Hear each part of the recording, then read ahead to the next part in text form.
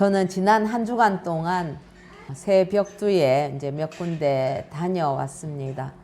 제가 이렇게 일일이 다 소개를 하는 것은 모두가 각자의 그러한 삶의 여정 속에서 보면은 하나님께서 우리를 어떻게 부르셨는가 그런 거에 대한 고민들이 늘 있으시고, 그리고 그 부르심을 내 인생 가운데에서 어떻게 해석을 해내고 내가 그걸 따라서 주어진 사명을 감당할 것인가, 이것에 모든 그 삶의 초점이 맞추어져 있는 것을 보면서 어느 누구도 이제는 보니까 이 땅의 문제들, 물질의 문제, 건강의 문제, 심지어 자녀들의 문제까지도 모두 하나님 앞에 다 내려놓고 각자에게 주신 그러한 부르심, 그거 소명을 받고 거기에 순종으로 응답하면서 주어진 그 사명, 미션을 최선을 다해서 감당하려고 하는 그 모습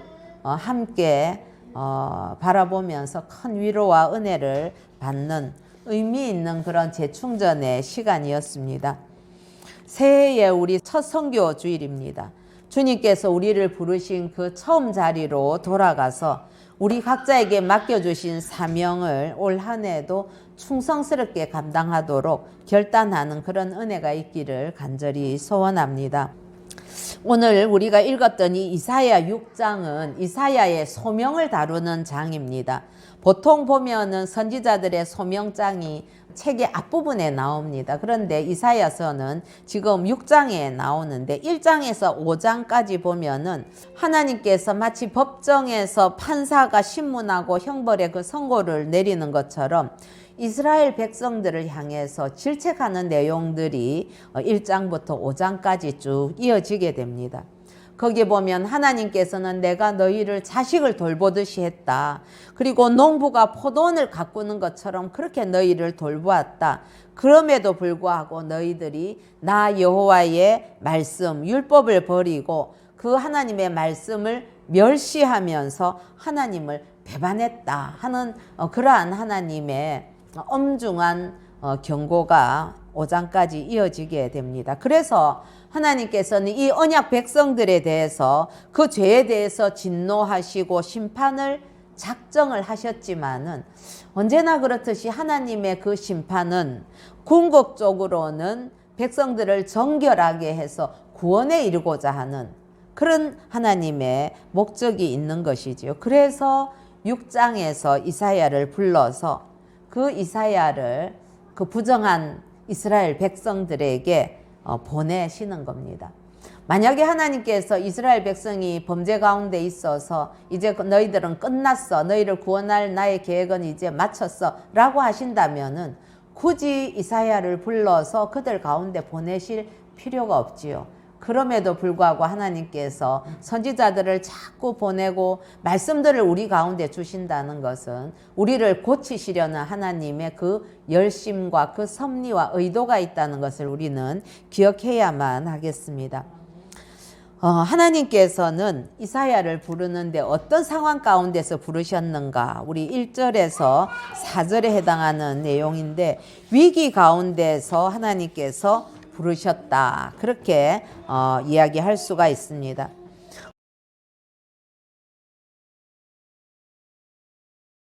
우리가 쭉 읽었던 6장 1절에서 4절의 내용을 보면 굉장히 아주 신비한 그러한 장면들이 연출이 됩니다. 높이 들린 보좌에 앉으신 그 주님을 보았지요. 그런데 이 시기가 어떤 시기냐 하면 우시야 왕이 죽던 해에 그렇게 이제 1절 앞부분에 나오지요.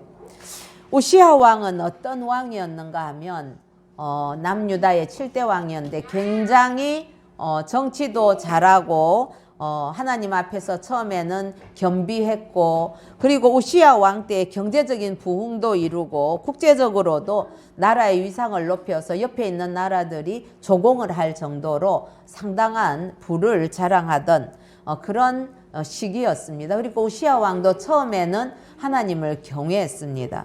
그랬는데 자신의 통치하는 나라의 그 유다가 힘이 세어지고 환경이 좋아지자 그만 이 우시야 왕이 교만해졌습니다.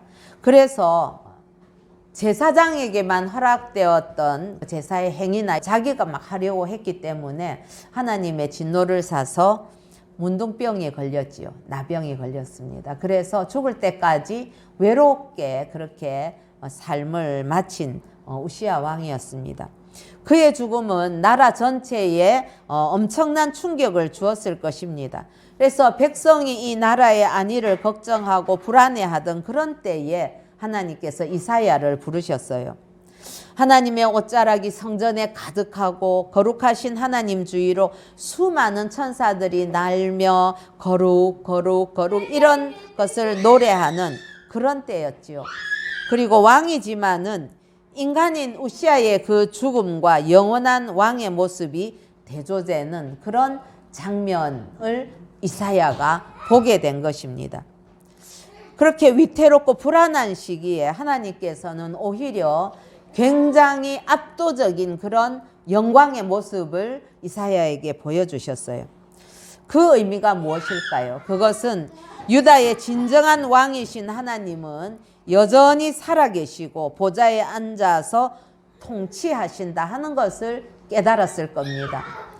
우시야 왕이 이렇게 갑자기 이제 병이 들어서 죽는 이런 모습들은 백성들은 아주 혼란할 수밖에 없었던 것이, 사람들은 그렇습니다. 대체로 뭐 영적으로 무슨 문제가 어떤가 이런 거에 관심 있기보다는 우리가 지금 잘 살고 있고 또 우리나라의 위상이 이만큼 높아졌는데 왜 왕은 저렇게 나병을 걸려서 고통하고 그렇게 죽어가야 됐는가, 이런 것들은 백성들에게는 상당히 혼란한 그 의문을 들게 하는 상황이었던 것이지요. 그렇습니다. 인간은 보이는 권세자들과 그리고 물리적인 어떤 힘을 숭상하게 됩니다. 그러지만은 하나님은 인간의 그러한 환경과 조건에 얽매이는 분이 아니시지요. 역사를 주관하시고 언제나 모든 것들을 초월하셔서 하나님 그대로 거룩하신 분이십니다. 그래서 하나님께서는 찬양받기에 합당하신 분이 되는 거죠. 두 번째로 이 여호와의 현현은 영적인 각성을 이사야에게 가져다 줍니다.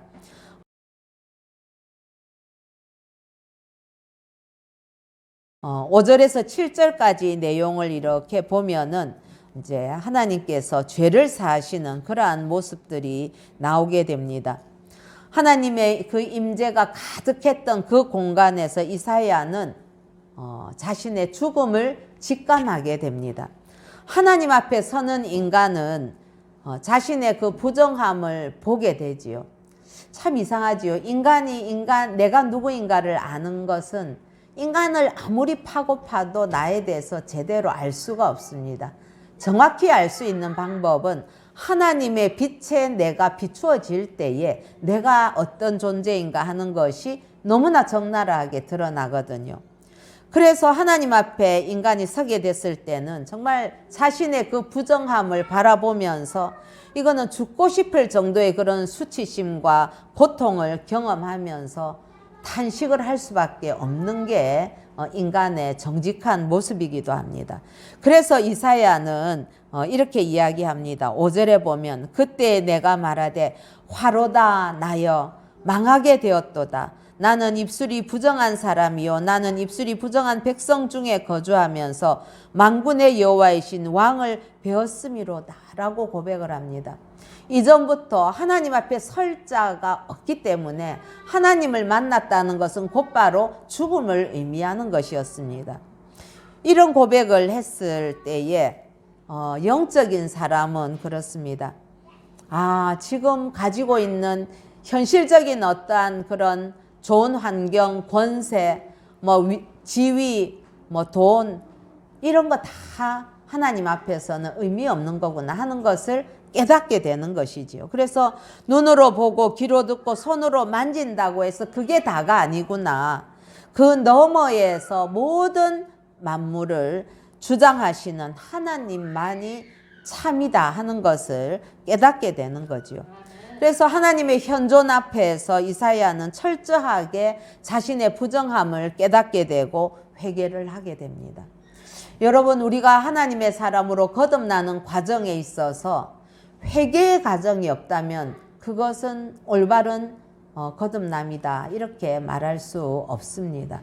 하나님 앞에 서게 되면 반드시 자신의 그 죄됨을 바라볼 수밖에 없게 되고, 그 죄됨으로 인하여서 회개를 하지 않을 수가 없는 거죠. 하지 않고는 하나님과 우리가 교통할 수 없기 때문에 그렇습니다. 그런데 여러분, 감사한 것은 이 죄인인 인간은 스스로를 정결하게 할 수는 없지만은 하나님은 죄악 가운데서 이렇게 탄식하는 자, 회개하는 자를 깨끗하게 해주신다는 사실입니다. 그래서 스랍 중에 하나가 제단에서 숯을 집어들고 와서 이사야의 입술에 대고 죄 사함을 선언하는 것입니다. 스랍이라는 것은 천사 중에 하나다, 이렇게 생각을 하시면 됩니다. 그렇습니다. 거룩하신 하나님만이 죄를 죄라고 정하시고, 그리고 그것을 사해 주실 수도 있는 권세가 있으십니다. 그리고 이 죄 사함은 하나님의 약속입니다. 지극히 거룩하신 하나님만이 우리를 거룩하게 하실 수가 있습니다. 사랑하는 성도 여러분, 이처럼 이사야는 하나님을 대면하면서 자신과 백성의 부정함을 절실하게 깨달았고, 하나님께서는 그 깨달은 이사야를 정화시킨 이후에 사명을 맡겨주시고 있습니다. 그러므로 제단 숯불로 이사야의 악을 제거하시고 죄를 사하신 것은 부정한 이스라엘 백성, 어떤 의미에서는 모든 인간들, 그들을 정화를 하기 위한 하나의 초석이고 예표라고 할 수 있습니다. 이건 더 나아가서 우리 주 예수 그리스도로 말미암는 사죄를, 그 사죄의 은총을 예표하는 것이기도 합니다. 우리 주님의 그 사죄는 오직 흠 없고 점 없는 어린 양과 같은 그리스도의 보배로운 피로 되는 것이지요. 그래서 베드로전서 1장 19절에 보면 오직 흠 없고 점 없는 어린 양 같은 그리스도의 보배로운 피로 된 것이니라, 그렇게 그 대속에 대해서 말씀하고, 요한일서 1장 7절에 보면 그가 빛 가운데 계신 것 같이 우리도 빛 가운데 행하면 우리가 서로 사귐이 있고 그 아들 예수의 피가 우리를 모든 죄에서 깨끗하게 하실 것이요, 그렇게 말합니다. 사랑하는 성도 여러분, 이사야가 스스로 자신의 그 부정함을 탄식했던 것처럼 우리가 죄를 자백하고 하나님 앞에 나아갈 때에 하나님께서는 우리를 모든 불의에서 깨끗하게 하실 것입니다. 그래서 이런 말씀으로 약속해 주셨죠. 요한 1서 1장 9절, 우리 요한 1서 1장 9절을 119 이렇게 이야기하죠. 그렇죠? 만일 우리가 우리 죄를 자백하면 그는 미쁘시고 의로우사 우리 죄를 사하시며 우리를 모든 불의에서 깨끗하게 하실 것이요. 그렇습니다. 그렇기 때문에 우리가 하나님의 일을 하기 전에 먼저 해야 될 것이 있습니다. 그게 바로 하나님께 우리의 죄를 자백하고 용서를 받는 것입니다. 그 과정이 꼭 필요하죠. 그래서 하나님으로부터 깨끗함을 입은 그 그릇이 쓰임을 받는 것이죠.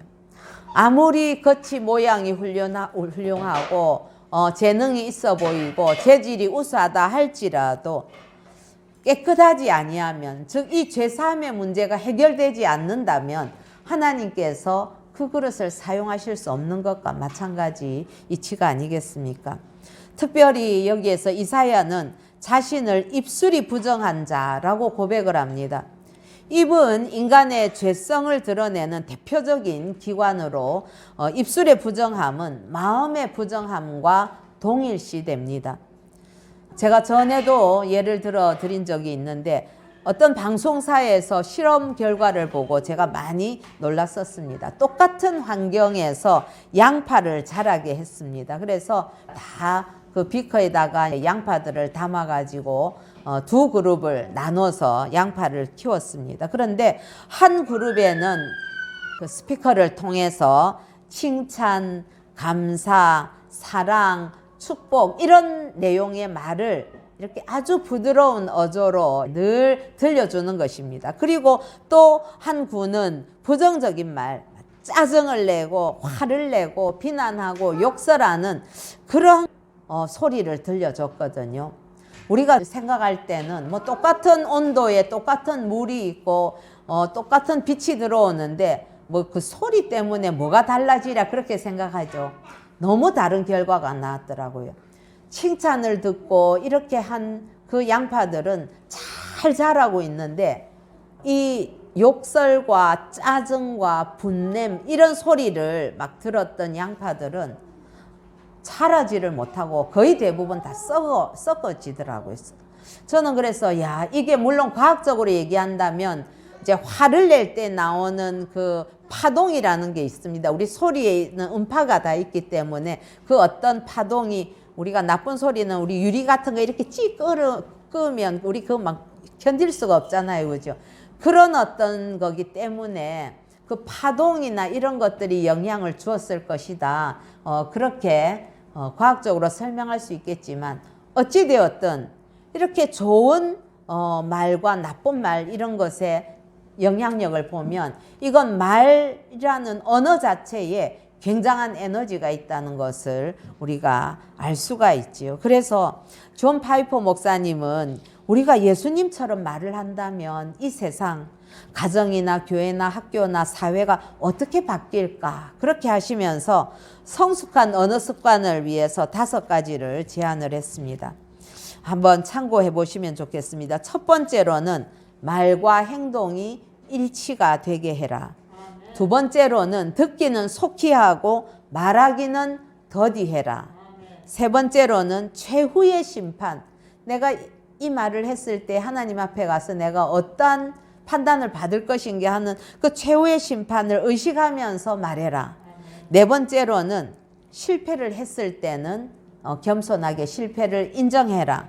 다섯 번째는 나를 낮추고 그리스도를 높이는 말을 해라. 예, 그렇습니다. 복음을 전하는 그리스도인의 입이 거룩할 때에 그 전하는 복음은 능력 있게 영향력 있게 흘러갈 수 있다는 것을 알 수가 있는 것이지요. 예, 세 번째 우리 18절에서 13절까지의 내용에 보면 하나님께서 이사야를 부르시고 그 부르심에 대한 순종과 사명을 받는 장면이 나옵니다.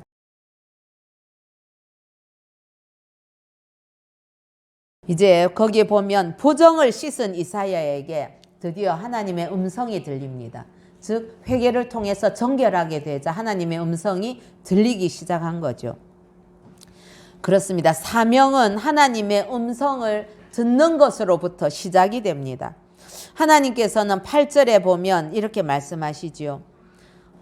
내가 누구를 보내며 누가 우리를 위하여 갈꼬? 라고 하나님께서 말씀을 하십니다. 그런데 이 천상의 회의의 소리를 듣던 이사야는 내가 여기 있나이다. 나를 보내소서. 그렇게 즉각적으로 그 하나님의 음성에 응답하면서 헌신을 합니다. 이사야는 그랬을 겁니다. 죄를 용서함을 받고 자신이 정결하게 된 그 사실에 너무나 감격하면서 하나님의 그 일에 적극적으로 나설 수가 있었습니다. 여기에 대해서 하나님께서는 이사야에게 사명을 주시는 걸 알 수 있습니다. 사랑하는 성도 여러분, 겸손한 사람은 하나님이 부르실 때에 순종하는 사람입니다. 하나님의 부르심에 나 같은 사람은 합당치 못합니다 라고 응답하지 않는 것은 그거는 어떤 의미에서는 겸손을 가장한 교만이 될 수도 있는 것이지요. 모세는 하나님의 부르심을 나는 입술이 둔합니다. 뭐 어떻습니다. 몇 번 거절하다가 하나님의 화를 돋구기도 했습니다. 그렇습니다. 사명자는 자신의 능력을 보지 않습니다. 하나님을 보는 자입니다. 자신의 능력을 보지 않고 자신을 불러주시는 그 하나님을 바라보고 하나님의 능력을 믿음으로 보는 자가 사명자가 되는 것이지요. 그런데 지금 이사야가 받은 사명은 기대와 참 많이 달라져 있습니다. 왜냐하면 이스라엘에 대한 구원이 아닌 심판을 외치는 것이었습니다. 여러분, 사명을 받은 자, 예언자, 선지자들이 예, 잘 될 것입니다. 구원 받을 것입니다. 하나님이 용서해 주신답니다. 뭐 이런 이야기만 할 수 있다면 예, 얼마나 그 일을 하면서도 즐겁겠습니까? 그러나 안타깝게도 하나님께서 주시는 사명 가운데 보면은 심판이 올 것을 선포할 수밖에 없는 그런 상황이 있다는 것이지요. 더군다나 전하되 듣지 못하게 전하고 보지 못하게 전해야 된다. 하나님께서 그런 사명을 주시지요.